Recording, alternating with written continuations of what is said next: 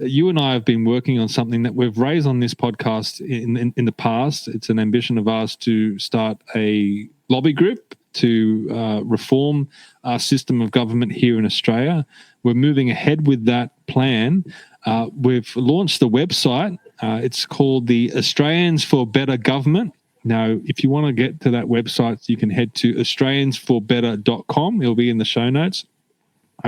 This is going to be the vehicle that Kevin and I will be using to attract people. We want people to join us. Also learn about what our proposals are or our thoughts are. We do have some proposals. In other areas, we want to just start the discussion. But we think that there needs to be a grassroots movement from the people to reform our system of government and not always just rely on the politicians to lead the way. So if you do want to become a member, at the moment, it's free membership. If you want to sign up, it's just for an exclusive for our listeners at Commanding the Narrative. Later on, we'll probably move it up to $20 or $25, which is not a lot as well. You can also donate to us. There's an option there to donate if you choose. But take the opportunity now if you want to sign up to be a member and get on board with what we're doing. It is free. So head to the website, australiansforbetter.com. The website is probably about 90% complete, so we will be adding more information as we go along. But yes, President Kevin, you're the president of the Australians for Better Government. What are your thoughts on all of this? You know, on the way here, I was mulling that over in my mind because I knew you were going to ask me that question. And, you know, I reckon that every member of every political party has in their heart a feeling that they want to do good for Australia. And so I'm thinking that we ought to go to every political party, to the management of every political party, and ask them if they would send out, as an example, that presentation which I did relating to improving the quality of the vote. Now, obviously, some political parties may take the view, oh, look, this might disadvantage us. But when one has an advantage, it can quickly turn to a disadvantage if your opposition should gain the upper hand. So wouldn't it be better if all political parties won their votes on the merits of their, propositions, rather than on the fact that they can get more people at a polling booth on voting day to hand out how-to-vote cards, or that they are backed by some powerful media organisation, and you could name a few, the Packers, the Murdochs and so forth. And I really do believe, I think most people who are in political parties have joined them for they really believe in what that party stands for. And if we were to come along with ideas as to, firstly, how we could improve the quality of persons elected to Parliament, that's got to result in better decisions being made by the Parliament, if you have high-quality people in the Parliament. And also, if we could convince people that our present system of government is very badly defective because it places in the hands of a few far too much power. And the Americans twigged to this when they formed their system of government, where they had a separation, they tried to have a separation between the executive, legislature and the judiciary. They actually failed in that latter branch, in that the judiciary is actually controlled by the president. The Department of Justice is actually controlled by the president, as we have witnessed in the recent lawfare against Trump. So there is a need for the Americans and for us to elect our Governor General, or President, if you wish to call them that. But I'd prefer to stick with Governor and Governor General. In the states in America, as you know, they have governors. They don't call them presidents or some other name. So we could have elected governors in our states, elected attorney generals in our states, and likewise at the federal level, and an elected Governor General and an elected Attorney General. That's where we're really heading. But there are things we could do to fix up our system of voting right at this moment, which are in that presentation that I've passed on to Stephen, which I think it would pay us to pass out to all of the management of all of the political parties in Australia and invite them, would they please share this with their membership? Let's not be of a particular political party complexion. Let's all be just for what is good for Australia. Let's try to be as neutral as we can relating to political parties and ideology, let's just get ourselves a method of voting that ensures the best persons get elected to Parliament. And then secondly, that we have a system of government that is extremely efficient in its use of the public funds for the better good of every Australian. And another proposal is what I call an Adam Zara special, where, Adam, you proposed that the Senate should all be independents. You shouldn't have any party affiliation in the Senate. It should be a true House of Review. Absolutely endorse that. Every member of the Senate should be an independent. Not affiliated at all. Because if it's to act as a House of Review, can't agree more, Adam. You're right on target, mate. I absolutely agree with you. In order for the Senate to actually perform its role as a House of Review, it's necessary that all of those members be non-partisan. Now, obviously, if a person has been in the Labor Party, the Liberal Party, National Party, Greens, or whatever, then before they run, they must disavow themselves of all party affiliation and affiliation to all political organisations. Because even though you know that they came from the Labor Party, the fact is that if they're then faced with a difficult decision in the Senate that does not favour the Labor Party, having disavowed themselves and left the Labor Party, they will not be faced with the shame and the acrimony of being excommunicated from the Labor Party. If that would be one less burden, emotional burden, they would have to carry in discharging their duties proper in the Senate. So, yeah, I agree with you absolutely, Adam, right on target. Now, the big reason why we want people to join this is because the more members that we have, the more effective that we can be. Because Kevin and I have a plan to obviously give presentations around the country if we can, but also we want to be able to lobby politicians both in the state parliaments and also the federal parliament. And if we can go to them and say that we have this amount of numbers behind us, it's a significant statement. And this is what other lobby groups do. You have Climate 200 out there. Yeah, they're donating to political parties, but they're also saying, this is our movement. This is the amount of people that we have behind us. And they can then go on and support what they perceive to be as good candidates. Well, we could do the same thing, provided that people are behind us. So I do encourage everyone to go to the website, australiansforbetter.com, and sign up to be a member. As I said, at the moment, it's free. So we are encouraging people to join us. And Kevin, I know you and I are not going to rest until we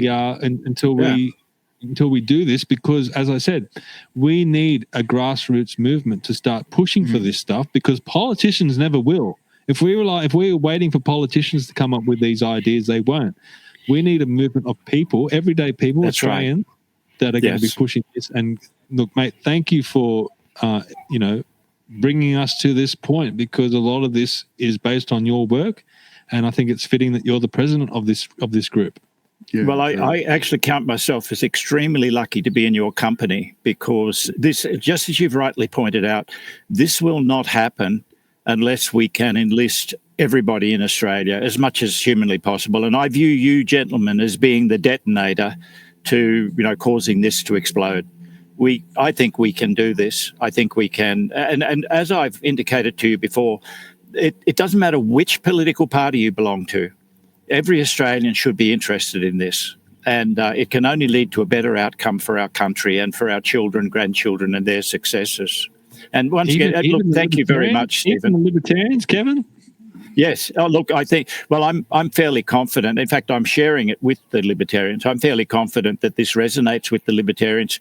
But I believe, having been a past member of the National Party, and the people in the National Party are really good people, there's no question of it. It's just the leadership did not meet up, did not come up to my standards. And so I left really in great disappointment. But I think every political party this will appeal to. Not necessarily, as you rightly point out, it's not going to necessarily appeal to those people who are beneficiaries of the present defective system. And also those people who are not really interested in the future. They're only interested in the here and now, e.g., I'm all right, Jack, and I don't care what happens in the future. Whereas everybody here, every one of you I know, are future-looking people. You're sort of saying, look, we shouldn't just organise things so we're okay now. We want to leave a legacy for our successors. And if you're in Labor, if you're even in the Greens or Animal Justice or whatever, this movement you is would not be going most to be welcome. along party lines. You're free to join us.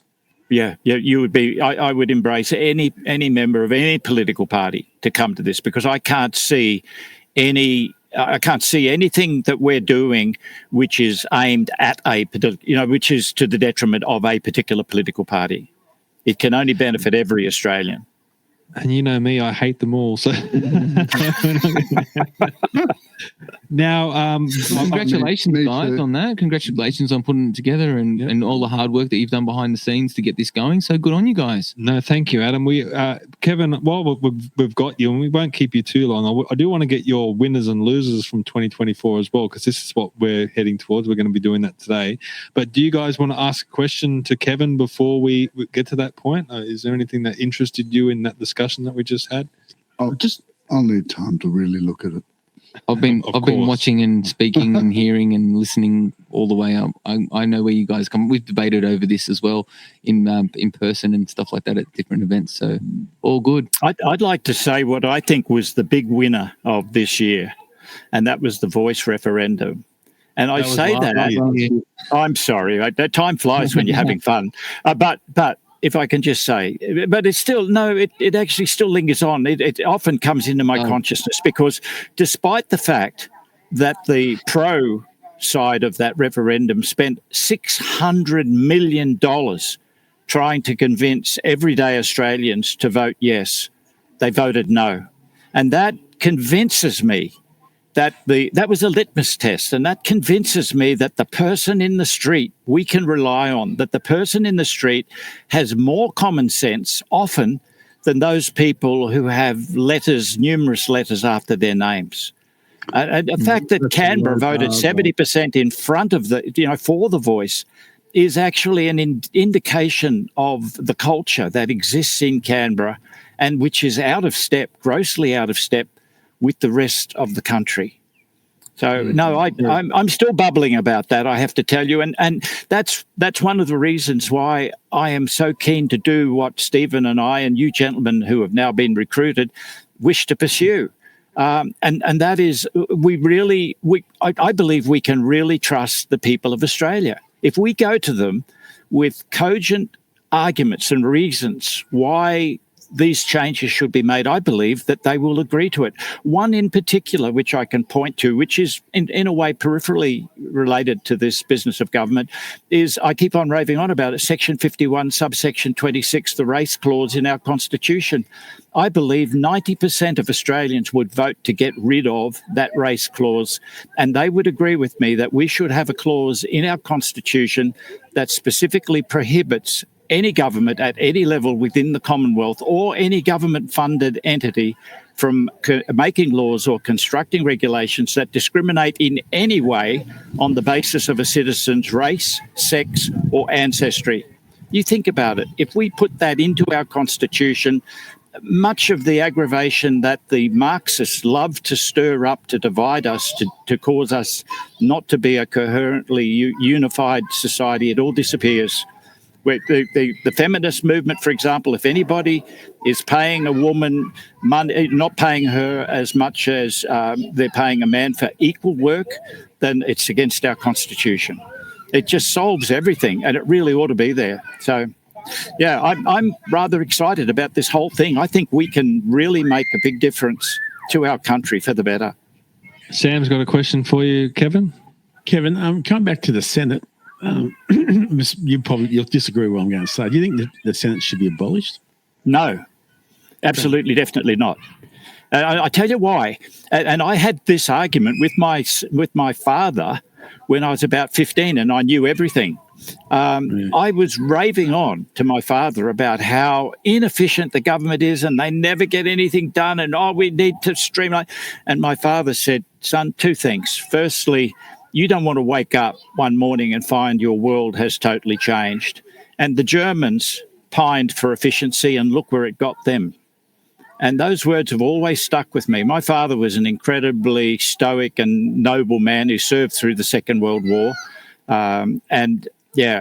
No, the whole point of a bicameral system, and what's more, I would even, building on Adam's suggestion, I would say that nothing can pass through the Senate unless 60% of the senators. In other words, we have a filibuster rule embedded in our Constitution. You can't pass a law in the Senate unless 60% of the senators agree. The reality is, gentlemen, we could close down Parliament for a year and no one would miss it. We have so many laws. And I think Trump, in fact, is saying, if you want to pass a law, get rid of 15 or 10 or something, and I'm with him. Yeah, well, whatever. But yes, no, I would definitely have a bicameral system. And what's more, if I was to reform our Constitution, I would demand that all of the states have the same system of government in principle as the federal government, so that we're all in steps, just as the Americans did, and that they must all have a bicameral system. And that means Queensland's got to get its upper house back again. We've got a comment from Graham. Welcome, Graham. Good to hear from you. This is probably the first time I've disagreed with Graham. But Graham says, that is all well and good, Kevin. However, you are forgetting one thing. Politicians have zero care about the wishes of the people. Voice, for example. Well, Graham, the pushback against your comment is the voice, for one example, but the misinformation and disinformation legislation. The government proposed it, the politicians proposed it, and the people pushed back. And they pushed back hard, and they won in the end. So if we can develop a movement, a grassroots movement we're not going to get every proposal that we want ahead, but we might get some of them. We might get... Hell, if you get one. Yeah, even one would be exciting. So, Graham, I do push back on you there. And, I always say it's better to do something than nothing. And because, Kevin, I've spoken to 4 politicians, of 2 from Labor and one Liberal and one ex-One Nation person from years ago, and they've all said, get rid of the upper houses, and then you put legislation through, and if people don't want it, you can vote them out in 4 years' time. No, I disagree. Because that's no good. I'd like to tell you that you could save up all your life, and then in a year you could lose it all. And the same goes with your government. If you allow politicians to pass things on whim, they can destroy your country in the blink of an eye. You need to have a lot of debate. You can vote me out in 4 years' time. No, that's not good enough. You've already destroyed the country. Yeah. You've already absolutely wrecked the country. And I'm with Graham in that regard, that I believe a significant number of people in Parliament are not there to serve the people of Australia. They're there for reasons of ego, narcissism, or they just get off on power. And we saw that during COVID. They're there for who they can be and for what they can get. Well, Kevin, we might let you go because this was meant to just be a brief, launch. Congratulations, guys. But what I might do is I might have you on next week, and we'll delve into this deeper. And hopefully by then I've as I said, the website doesn't have all the information on there yet, but I will be loading that up in the next few days. I think the Commanding the Narrative website took me probably about 10 minutes to set up. This one's taken me weeks. So there's a lot of information. You've been fantastic. Honestly, Stephen, you are fantastic, mate. You're a great organiser. You're a great presenter. You've missed your talent, but boy, I am so glad that I met you and I met you guys. It's been terrific, and thank you very, very much for that. Oh, well, the feeling's mutual, Kevin. Thank you very much. And for everyone, we'll let you go. Kevin, thank you for coming on, and we'll see you next week. See you, mate.